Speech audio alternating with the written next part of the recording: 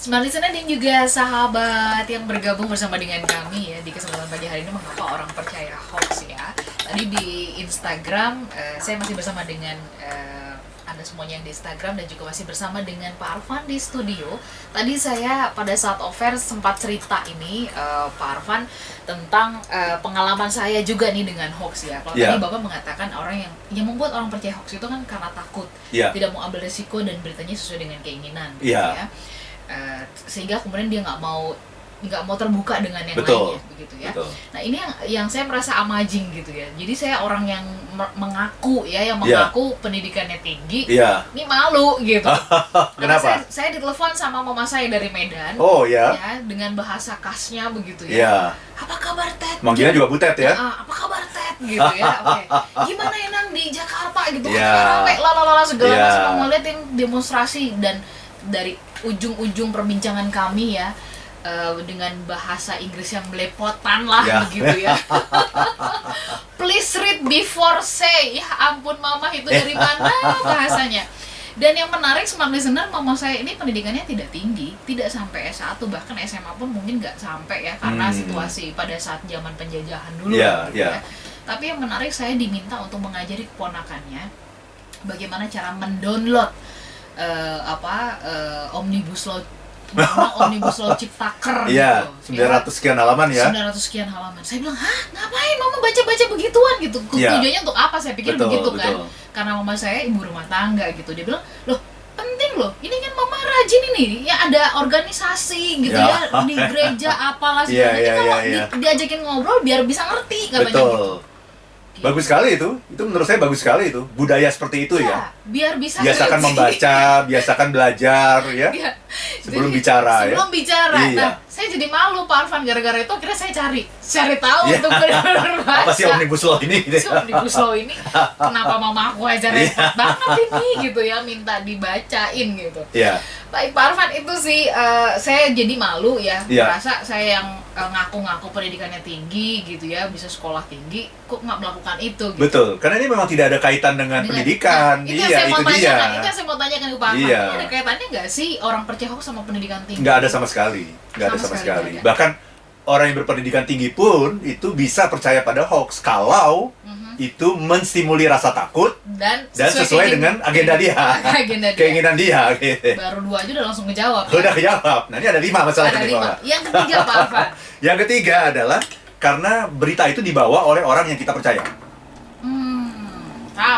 Tambah lagi, yang bawa orang yang kita percaya. Nah, sayangnya adalah masalahnya ini kita seringkali percaya pada orang semata-mata karena penampilannya.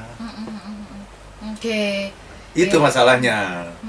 Ya kalau orang berpakaian tertentu misalnya ya. Ini saya ambil contoh saja ya. Tahu Jaksa Pinangki kan? Iya. Ya, Jaksa Pinangki ini kan juga sejarah hidupnya juga sangat ini ya. Merebut suami orang 2 kali, gitu ya. Menguasai harta, merebut suami orang dan menguasai hartanya sampai istri pertamanya nggak dapat apa-apa dan kalah sama pengadilan, kalah. Gitu ya, itu contohnya ya. Dan kasus terakhir adalah dia terlibat dalam kasus suap Joko Chandra. Nah, kemudian pertanyaannya adalah apa yang terjadi? Jadi orang ini dandan sekali gitu, pokoknya cantik ya, Jaksa Pinangki ini cantik dan pandai bersolek lah gitu ya. Apa yang terjadi ketika sidang pertamanya? Tahu nggak Bola? Apa yang dia lakukan ketika sidang pertamanya? Dia dandan dan operasi plastik kalau nggak salah. No, itu yang operasi plastik, yang hoax yang lain lagi itu. Ratu hoax itu. Yang bikin geger Indonesia itu. Bukan. Dia pakai jilbab, pakai hijab, rapih untuk pertama kalinya. Pertanyaannya, kenapa dia harus menunjukkan diri dengan jilbab hijab yang sangat rapi? Hijab yang konvensional loh bahkan. Merebut perhatian, merebut kepercayaan orang ya. Bahwa aku ini orang baik. Iya. Aku ini orang baik gitu. Kenapa dia harus effort seperti itu gitu? Karena dia tahu bahwa orang bisa tertipu dengan penampilan gitu. Dan semua orang yang ada di pengadilan itu selalu menunjukkan ciri-ciri sesuai dengan agamanya masing-masing gitu. Dia pakai peci, gitu, pakai jilbab, hijab. Atau kalau misalkan sidang ada yang bawa mungkin kalung salib. Kalung salib ya gitu ya. Bawa Quran kecil gitu-gitu ya. Itu kenapa sih gitu? Kenapa sih gitu? Karena itu deh, karena dia tahu bahwa orang itu mudah terpercaya sama bungkusan, sama kulit luar. Itu orang sangat mudah terpercaya. Jadi kalau ada pepatah yang mengatakan don't judge the book by its cover. Kenapa ada pepatah itu? Karena banyak sekali orang yang judge the book by its cover. Nah, kita itu sangat mudah percaya pada hal-hal yang seperti itu. Karena itu, para penipu akan sangat gampang memainkan orang-orang yang seperti ini. Orang-orang yang sangat percaya pada kata-kata yang indah, kata-kata dari ajaran agama. Betul. Gitu ya, terus simbol-simbol ajaran agama. Betul. Itu akan sangat kena sekali gitu. Saya lihat kok kutipan-kutipannya di sosial media bagus-bagus. Nah, dari iya. ini diambil dari betul. ini, Ada, gitu ya. ada rujukannya selalu ke kitab suci. Kitab suci, gitu ya. Ya itu. Tapi begitu di-compare kepada kehidupan nyatanya. Nah, itu dia. Tapi orang lupa. Tapi orang lupa. Betul. Persoalannya adalah berapa banyak orang yang mau compare ya, Pak? Betul. Orang hanya melihat itu, kita tuh menilai orang tuh hanya dari covernya sih gitu. Ya. Itu Mbak Ola. Ya. Nah, ketika orang yang seperti itu menyampaikan sesuatu, kita cenderung percaya tanpa melakukan check and recheck gitu. Ya. Itu Mbak Ola. Padahal Tuhan kan sudah memberikan kita satu mulut dan dua telinga dan dua mata. Iya, jadi baca, dengar. Baca 2 kali, dengar 2 kali, baru ngomong sekali. Supaya yang Anda omongkan itu sesuatu yang sudah dikonfirmasi oleh 4 alat. 4 alat yang diberikan Tuhan itu. Di Instagram ketika saya tulis soal begitu ya, ada juga yang mengatakan, lah makanya di Islam itu juga ada loh ya. Itu bahkan kita diminta untuk ikro gitu ya. Iya. Artinya baca lihat, dulu. dengar gitu ya. Buka mata gitu. Iya. Karena itu adalah anugerah terindah yang diberikan Tuhan gitu kepada kita gitu. Iya. Kok nggak dipakai gitu? Oke. Itu Mbak Ola. Baik, Pak Arfan, saya mau mencicil ya, karena nih nggak apa-apa masih ada 2 lagi. Saya coba baca yang sudah masuk dulu, menyapa smart listener yang bergabung bersama dengan kita pagi hari ini. Semangat semuanya. Ada Ibu, sorry sebentar, ada wait. Oke. Kenapa orang percaya hoax? Karena kurang informasi tentang sesuatu yang benar. Pak Andi di Makassar ya. Oke, baik, terima kasih. Ada Rian di Meruya, karena beritanya meyakinkan. Ya. Kenapa orang berita meyakinkan ya karena itu tadi. Ya itu tadi. Orang yang menyampaikannya itu adalah orang yang punya kredibilitas di mata kita. Betul. Ibu Tuti mengatakan kenapa mempercayai hoax karena menguntungkan dirinya. Nah itu tadi nomor 2 tadi, sesuai keinginan. Iya. Oke, terus Nawang di Yogyakarta, kita butuh informasi tentang sesuatu yang sedang terjadi, sedangkan hoax yang kita dapat dari hoax itu yang tanggap berita sedang hangat, sedangkan informasi sesungguhnya tidak segera kita dapatkan atau tidak kita mencarinya. Jadi mungkin maksudnya tidak mendapatkan karena tidak mencari. Mbak Nawang di Jogja mengatakan kenapa kita percaya hoax karena kita nggak segera dapat informasi yang kita butuhkan, katanya seperti itu kira-kira. Bisa jadi ya. Bisa karena kita juga nggak mau nyari ya Pak Arman. Karena juga nggak mau nyari ya, bisa juga. Ibu Yanti di Godean percaya hoax karena hoax itu isi beritanya masih baru dan menyenangkan untuk dibicarakan. Menyenangkan kan karena sesuai dengan agenda Anda. Keinginan Anda. Kalau nggak sesuai nggak menyenangkan itu. Iya kan? Ada Pematius di Bekasi, kenapa percaya hoax? Karena orang tersebut nggak pakai akal sehat. Nah, ya itu nanti salah satunya. Padahal akal sehat dikasihnya gratis katanya begitu ya. Kenapa orang percaya hoax ini dari Pak Bagus ya? Karena reaktif, isi hoaxnya sesuai dengan opini, kurang pengetahuan. Terus kemudian informasinya diulang-ulang. Nah, betul. Ya. Ketika diulang-ulang orang jadi yakin gitu. Ada Pak Makmun di Banjarbaru, Mas Arfan, ternyata kebencian bisa merubah orang pintar jadi rada pintar katanya. Merubah orang pintar jadi kagak pintar. Iya, betul. Karena kebencian itu menutup informasi. Iya. Oke, terus kemudian ada Rofak ya. Kenapa orang percaya hoax? Ini adalah tipe orang yang sering menyemai bibit-bibit kebencian dalam hatinya tanpa kompromi dengan pola pikir yang ada pada dirinya sendiri, katanya. Betul sekali. Kebencian itu faktor yang sangat utama itu. Iya. Jadi setelah bibit kebencian kita tebarkan, maka hoax mudah akan dimakan. Pinter juga sih Pak Arman ya. Betul. Jadi kalau mau menyebar hoax dan mau dimakan, sebarkan dulu bibit kebencian. Betul. Kalau udah sebarkan bibit kebencian, ya itu dia kayak pupuk ya, bibit kebencian tuh kayak pupuknya tuh. Betul. Dia nggak akan repot-repot mengkonfirmasi lah. Iya, nggak akan. Ya, udah subur gitu. Pak Arfan yang keempat sebelum kita jeda. Yes. Yang keempat adalah malas. Segampang itu. Malas membaca, malas mengkonfirmasi, malas mendengar. Itu aja. Malas, Mbak. Tidak ada yang bisa menjelaskan malas itu. Iya. Ya memang malas gitu. Karena emang kita lebih cenderung membaca WA kan sekarang ini ya. Betul. Jarang sekali lah orang yang saya lihat tuh baca buku gitu ya. Yang dibaca itu selalu WA. WA itu. Jadi ada teman saya yang menulis di Facebook ya. Kalau Tuhan tahu itu dari dulu tuh Tuhan menurunkan ayat-ayat suci itu di WA aja. Iya juga ya. Iya ya. Ih, bener ini nih. Cuma dulu belum ada kan WA ya. Tapi kalau udah ada dari dulu tuh yang namanya WA itu. Pakai WA aja itu pasti dibaca orang udah. Orang jadi beriman semua. Percaya ya. Dan disebarkan kemana-mana gitu. Iya betul. Itu karena orang malas, Mbak.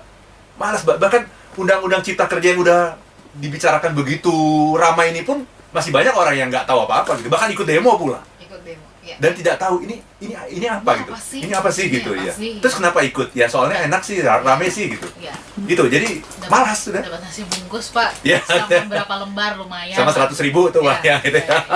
Arfan, Bapak tadi mengatakan karena malas untuk mempelajarinya ya. Ya. Ya saya nggak heran lah Omnibus Law Ciptaker baru kemarin mau disahkan. Kitab suci aja udah ribuan tahun ya. Iya. Dibawa sama para nabi itu juga dibaca. Ya kan? Jadi saya nggak heran Omnibus nggak dibaca terus kita tiba-tiba seolah-olah kita mengerti begitu. Betul. Oke, kita sambung nanti untuk satu sesi yang terakhir. Anda yang dari YouTube kita akan bacakan juga responnya. Kita akan pilih nanti 2 orang ya yang akan mendapatkan novel ya yang diterbitkan oleh Gramedia. Kami jadi sesaat untuk satu sesi yang juga sahabat yang bergabung. Thank you banget buat Anda yang bergabung melalui Instagram, ada Pak Jul Siswanto ya, kemudian juga ada DR Bagus ya, Mbak Ola, Mas Arfan tetap sehat dan terus berbagi informasi positif. Terima kasih. Ya, terima kasih Mas terus Bagus. Kemudian juga ada Nyen Laki ya. Kemudian ada Daniel Dinata, terima kasih Dania Dinata maksud saya sudah bergabung, terima kasih. Ada Wiwin Wong di Instagram yang mengatakan kenapa percaya hoax, Pak Arfan? Karena berita hoax di-share ke banyak orang. Jadi orang-orang baca kirain itu berita beneran gitu. Karena semua orang ngomongin gitu ya. Ibu Wong di Makassar, terima kasih. Betul sekali Bu Wong. Bener juga ya, kalau semua orang ini ngomongin kita anggap itu benar ya. Kenapa hoax? Karena beritanya diulang-ulang oleh berbagai media. Itu tadi. Medianya juga media hoax. Iya, dibawa oleh yang kita percaya. Yang kita percaya, betul. Kan media salah satu yang dipercaya kan. Betul. Untung Smart FM nggak pernah nyebarin hoax. Kalau kita menyebarin program yang bagus-bagus nih, narasumber nih, Pak Arfan ya. Siapa lagi nanti habis ini gitu ya.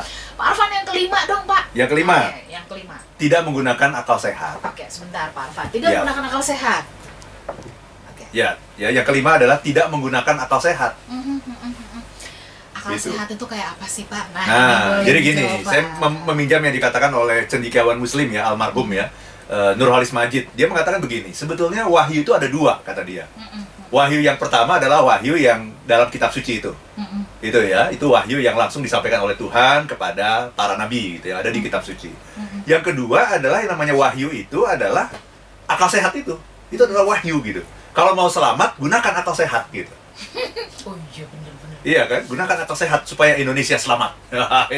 Kira-kira begitu. Nah, contoh nih ya, contohnya nih, setiap kita ngomong mengenai Omnibus Law, ya orang selalu bertanya apa? Emangnya udah baca?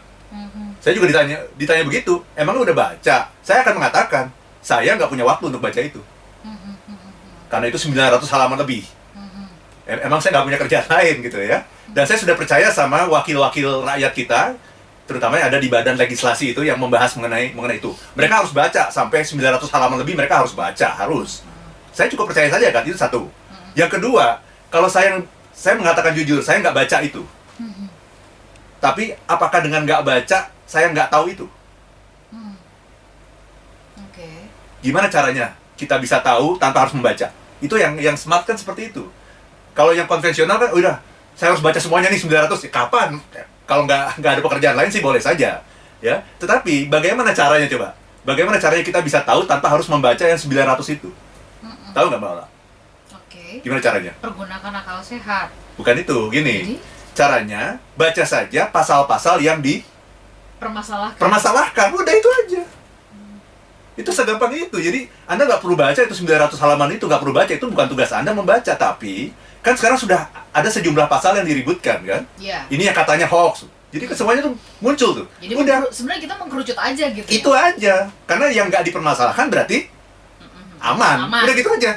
Ya. Dan itu bukan urusan kita. Lihat saja itu yang misalnya mengenai apa, cuti haid nggak ada, Betul. cuti hamil nggak ada, itu kan. Ya. Terus pesangon nggak diberikan.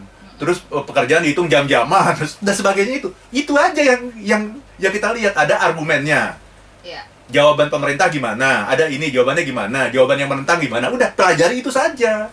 Nggak perlu 900 halaman itu tidak cerdas itu.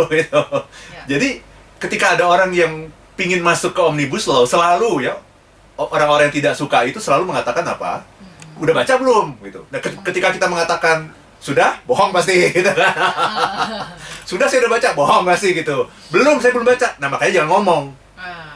Itu kan sudah sebuah pembalikan akal sehat gitu. Kita nggak perlu begitu, baca saja. Hanya beberapa kok yang diperdebatkan, mungkin hanya 20, katakanlah begitu. Hanya 20 hal yang diperdebatkan. Itu aja kita baca.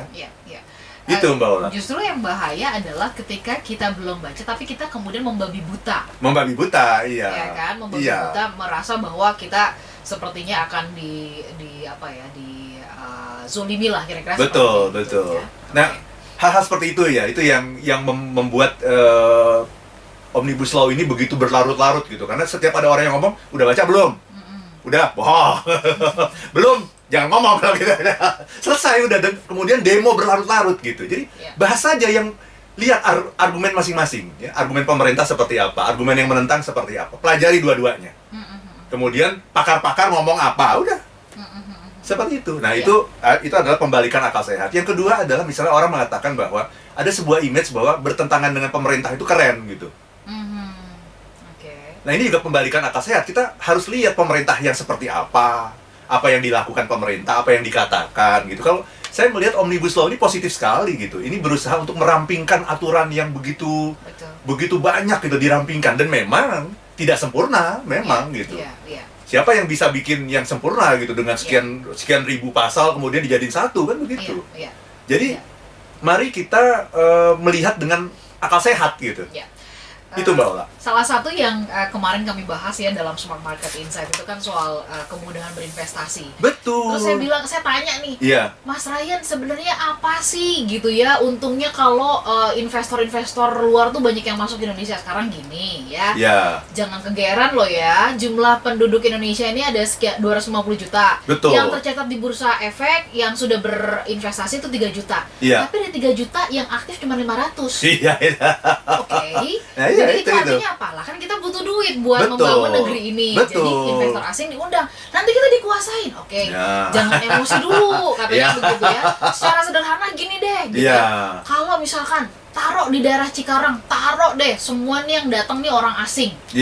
Emang itu orang asing nggak butuh nasi? Nggak butuh rumah makan? Nggak butuh penginapan? Betul, banyak sekali nanti. Nggak butuh snowball effect gitu. Nggak butuh transportasi. Emangnya mereka udah bawa semua tuh dari luar negeri, mulai dari transportasi online-nya ya, nasi selama bertugas di sini gitu, makan bertugas di sini. Terus mereka nggak butuh baju gitu. Terus mereka buat tenda sendiri. Iya juga sih. Nah, itu trickle down effect nanti kan akan banyak sekali nanti. Itu baru yang bisnis. Itu baru yang kelihatannya ya. Belum yang besar. Oh iya, oke, sesederhana. Dan kita akan mengalami bonus demografi yang cukup besar nanti gitu. Betul. Di mana akan banyak sekali tenaga-tenaga produktif yang tidak punya pekerjaan. Betul. Dan itu nanti akan terjadi mungkin di tahun 2030. Harus disiapin dari sekarang gitu. Itu Mbak. Semua narasumber yang saya tanya, terus apa yang harus disiapin? Ya kamu tingkatin nilai tambah. Oke, nilai tambah. Nilai tambah itu apa ya? Nilai tambah itu apa ya? Ya artinya kalau kamu hadir di situ, kamu itu benar-benar memberikan solusi. Betul. Oh, gitu tuh. Jadi kalau sudah memberikan solusi, kamu nggak perlu takut dibayar per jam, bahkan kamu bisa menawar, saya dibayar per kata. Iya, saya aja dibayar per menit loh, Mbak Ola. Saya dibayar per menit loh. Saya nanti akan mengajukan pasti gitu dibayar per kata. Host. Translator juga dibayar per kata loh. Ya. Pak, sebentar sebelum kita berakhir ini waktunya ya. Saya mau kunjungi dulu di Instagram. Terima kasih buat Ibu Rima Nadia Gazra, terima kasih sudah bergabung. Kemudian juga ada Pak Rudi Kurniawan bilang Pak Arfan ini Prof Arfan, Waduh. ya. Terus kemudian juga terima kasih buat responnya di YouTube sudah bergabung bersama dengan kami. Pak Arfan, yang kelima untuk menutup. Itu apa? tadi. Yang kelima adalah tidak menggunakan akal sehat. Tidak menggunakan akal sehat. Iya. Nah, sorry. Bagaimana kemudian tipsnya? Ya, tips yang paling jadi kunci lah gitu ya, supaya kita kan tadi Bapak mengatakan sejatinya kita mencari kebenaran. Ya. Nah, bagaimana dengan tips atau dengan strategi happiness? Ya. Kita bisa terdorong untuk sampai kepada kebenaran itu. Ya, ada 3. Nah, ini ya. Okay. Yang pertama, lakukan pause. Setiap Anda dapat berita apapun, pause dulu. Pause itu apa ya? Stop dulu gitu. Jangan melakukan action apapun gitu. Itu namanya pause. Kita dalam hidup itu jarang loh melakukan pause. Ya. Karena kita menjadi manusia itu, human doing itu. Pengen cepat sembuh. Human doing itu nggak pernah pause, doing terus dia. Human being itu pause. Ya, ciri manusia yang sehat itu pause. Nomor 2, check and recheck. Ya, pause, kemudian check and recheck. Nomor 3, gunakan akal sehat agar Indonesia selamat. Itu Mbak Ola. Oke. Baik, smart listener dan juga Anda yang bergabung semuanya di kesempatan pagi hari ini ya. Thank you banget udah bergabung. Saya mau kasih kesempatan pagi hari ini kepada Ibu Rima Nadia Gazra ya di YouTube. Anda bisa mendapatkan novelnya, silakan nanti menghubungi ke WhatsApp kami di 0812 11 12 959. Kemudian juga tadi dari Instagram kepada Ibu Vivi Wong 88 ya. Kami juga selamat ya dari Instagram, untuk silakan Ibu ya. Supaya nanti kita bisa follow up. Silakan Anda masukkan data Anda ke WhatsApp kami ya ke 0812 11 12 959. Pak Arfan, jangan percaya hoax Pak ya. Tapi kita memang harus sudahi perbincangan kita.